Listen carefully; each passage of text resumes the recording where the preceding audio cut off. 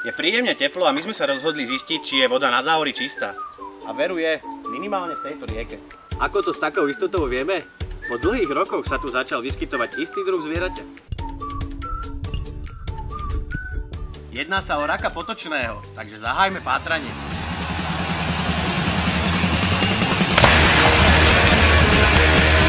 Momentálne sa nachádzame na rieke Rudava. Kedysi raky obývali snad každý slovenský potok. Dnes už ich však nenájdete len tak. Vaši starí rodičia by si určite na nich ešte spomenuli. Vy ste však takéhoto raka mohli stretnúť len veľmi ťažko. V tejto rieke si ich ja sám ani nepamätám. Poďme sa na ňo pozrieť.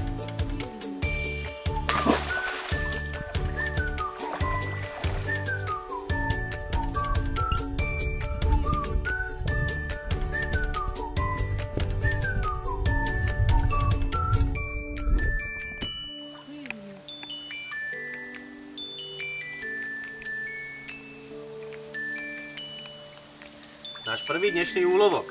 Raky dorastajú do veľkosti 25 cm. Tento je jeden z tých mladších, no klepetá má dosť veľké. Najväčší odvážlivci si ich vraj dávajú na dlaň. Nič by sa nemalo stať. Raka pustíme do vody.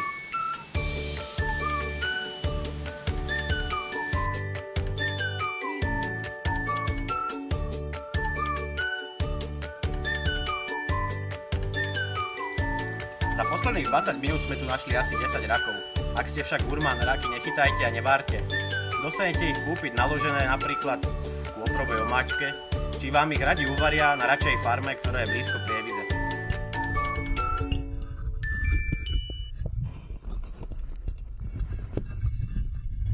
Raky sú síce symbolom čistoty, ale my ako ľudstvo im určite nepomáhame. Určite by neuškodilo, ak by sme si prírodu vážili trochu viac.